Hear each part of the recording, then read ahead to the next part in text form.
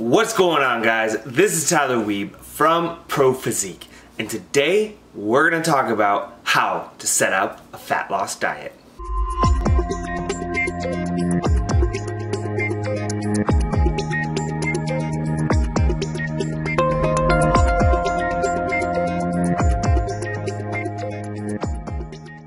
Alright guys, welcome back. I hope you all had a fantastic weekend doing it, whatever it is that you do, and that now you are crushing your Monday. So, I wanted to talk about how to set up a fat loss diet. So we are going to go through how to set up your macros, how to set up your cardio, and what your training should look like. So, that being said, this all assumes that you have spent a little bit time reversing. You have an idea of where your macros are at, although we will go over if you are unsure. And you don't have a history of yo-yo dieting and going just up and down with that, because if that is the case, then you definitely need to spend time reversing before you try to set up another diet. So macro-wise, so if you already have known your macros, you have been tracking for a while, you have spent time in a reverse and your metabolism in a healthy spot, this can be a little easy. All you need to do is create a caloric deficit. So typically I would suggest taking about 15 to 20% of your calories as the initial cut. Alright, so we're looking at roughly 30 to 40 grams of carbs and about 5 grams of fat on that initial cut. Now, you can go more. I would not suggest going less, as it's probably not enough to actually create a caloric deficit. But you can go more. I wouldn't go too aggressive, because you could quickly find yourself without a lot of macros left. So you want to find something in between.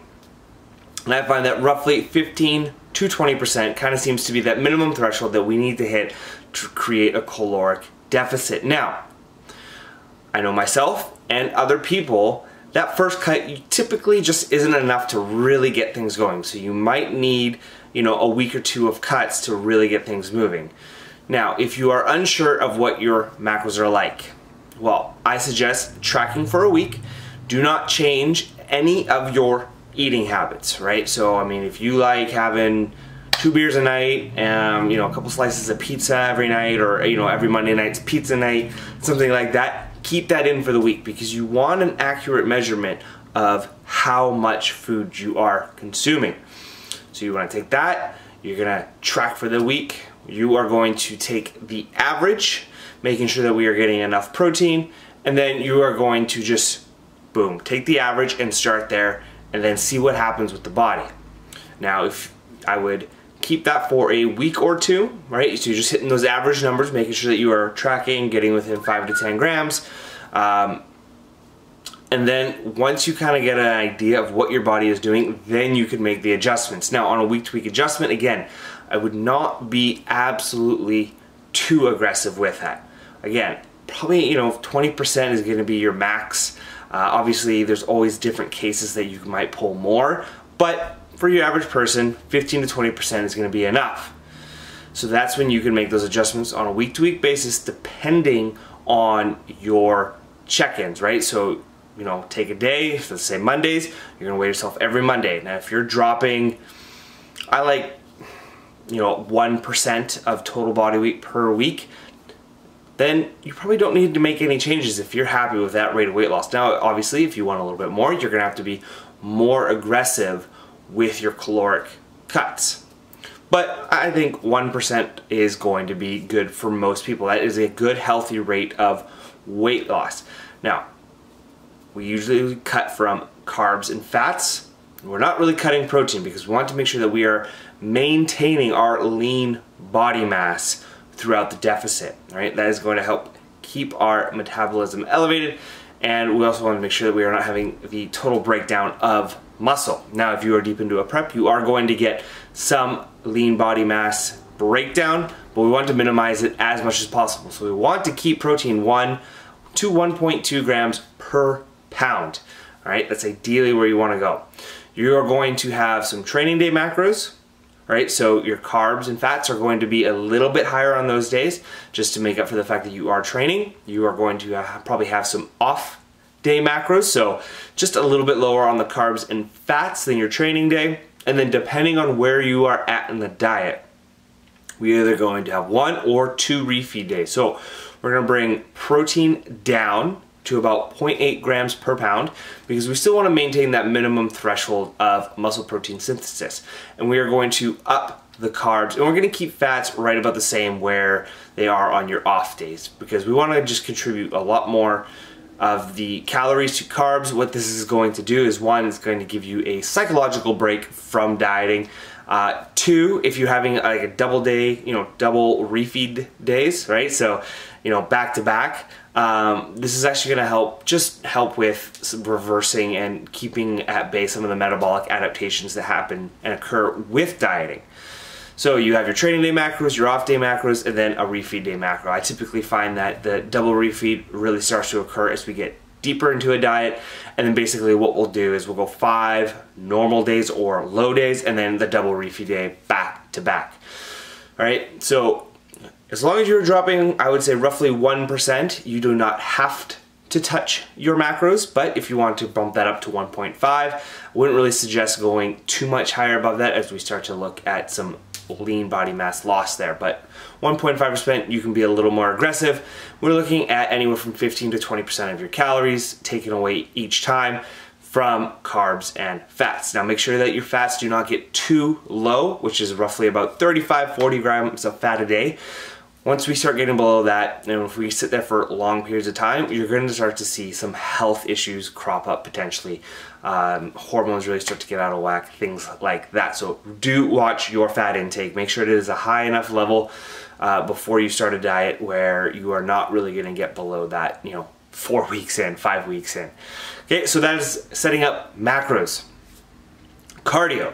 Now we should be doing as little cardio as possible while we are reversing or before we start a diet, because the only way to continue to create a deficit is increase cardio and decrease calories. And if we are doing 5 by, let's say, 60 minutes a week when we start a diet, that cardio is going to go up quite quickly, and you are soon going to find yourself not having a lot of time to do everything that you need to do, because you still need to be training hard. We're not really changing our training much. So if you're already spending an hour to an hour and a half in the gym, plus 60 minutes of cardio, well, that cardio is going to go up to maybe, 70 minutes a day. Well, before you know it, you're just devoting 4 or 5 hours of your day to the gym. And not a lot of people have that time. So we want to make sure that we are doing very little cardio. From there, let's say we are doing 3 by 10, all right? So 3 minutes, 10 minutes of steady, or 3 times 10 minutes steady state cardio. So let's say that's where we are starting. Well, our initial bump might be to a 3 by 25. So roughly, again, 10 to 15% there. Because again, we want to diet on as little cardio as possible. We only want to increase it when we have to. Right? So if we are in a deficit and we are losing, that 1 to 1.5% of body per week, there's no need to change things, and there's no need to add things, because we are only going to continue to add things. So if we do not have to, then we do not, or we should not. Right? And again, monitoring your weight loss from week to week, and that is what will tell you what to add and when to add.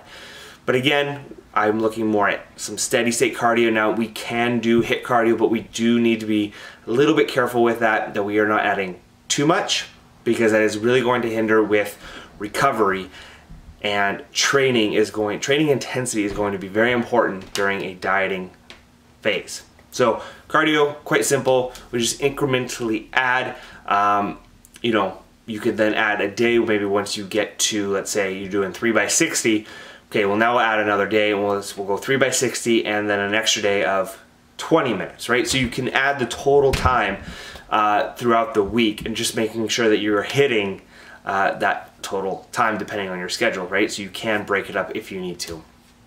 Okay, so macros, cardio, and training. So training, intensity and just your training shouldn't really change when we start a dieting phase. It should not at all.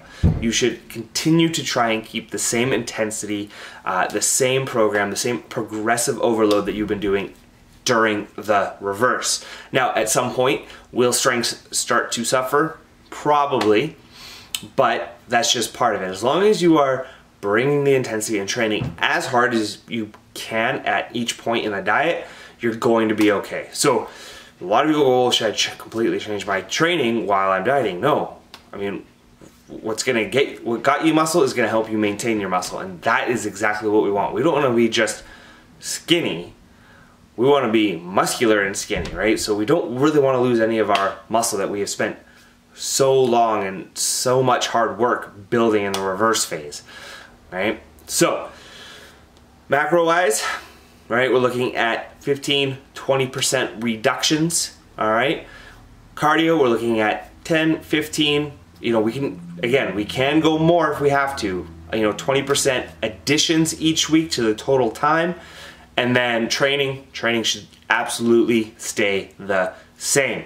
All right, guys, so that is a kind of a basic overview how you quick can set up a fat loss phase. Do make sure though that you have not been yo-yo dieting. You have been, you know, reversing. You've spent time, you know, building metabolism. You spent some time building some muscle, because that is just so important to the process. It can make things so much harder, you know, to diet if your metabolism is not ready for it.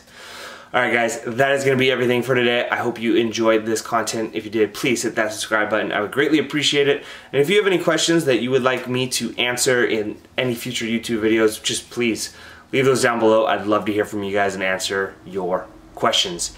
Have a great Monday.